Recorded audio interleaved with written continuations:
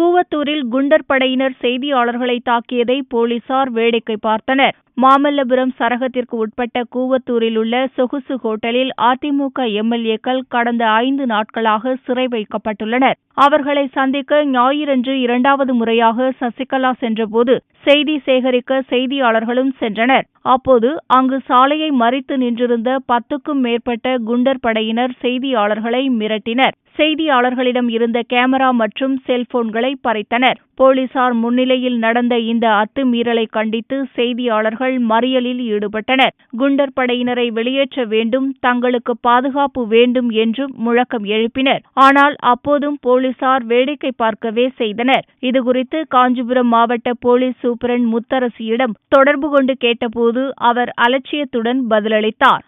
அந்த உரையாடலை இங்கே கேட்கலாம்.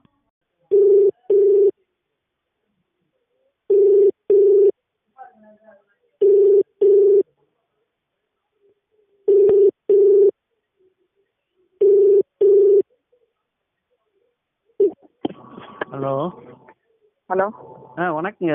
சென்னை தினமலர்லேருந்து பேசுகிறாங்க. வீடியோ டியூஷன் எஸ்டி மணி சப்பாடிட்டர். வணக்கம், சொல்லுங்க. எஸ்பி மேடம் தானே மேடம்? ஆமாங்க, நான் தான் பேசுகிறேன். இந்த கூவத்தூரில் எங்கள் பத்திரிகை ரிப்போர்ட்டர்ஸ் ஃபுல்லாக ஆர்ப்பாட்டம் மறியல் பண்ணிட்டு இருக்கிறாங்க. ஏன்னா அவ்வளோ போலீஸ் இருக்குது, 500 போலீஸுக்கு மேலே.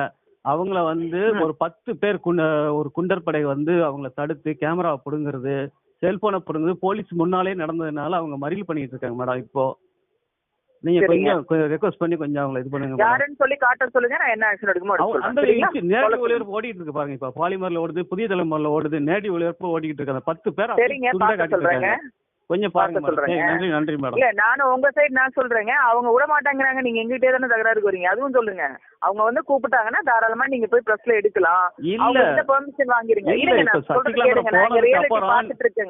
அப்புறம் நீங்க நிக்காதீங்கன்னு சொல்லி அவங்க விரட்டிட்டு இருக்காங்க. அதான் ஏன்னு கேக்குறல. இப்ப அவங்க திரும்பி போயிட்டாங்கன்னா ஒரே நிமிஷம் இல்லைங்க, நான் சொல்றது ஃபுல்லா கேளுங்க. நேத்துல இருந்து நானும் சொல்லிட்டு இருக்கேன், பிரஸ்ல எல்லாத்தையும் சொல்றேன். நான் திரும்ப சொல்லிட்டு இருக்கேன்.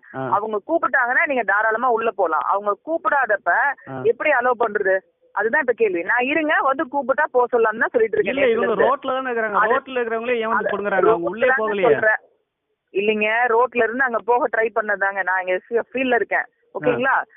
என்ன நடக்குது எனக்கு தெரியும். என்னன்னா சொன்னா கொஞ்சம் கேட்டுக்க சொல்லுங்க. வேற எதுவும் நான் சொல்லல. அவங்க அனுப்புனாங்கன்னா தாராளமா போட்டோம். நம்ம என்ன அததான் சொல்றேங்க. நான் அதை என்ன விசாரிக்க சொல்றேன். சொன்னா நான் கண்டிப்பா செய்ய சொல்றேன். கொஞ்சம் கோஆபரேட் பண்ண சொல்லுங்க. அதான் நான் சொல்லிட்டு இருக்கேன்.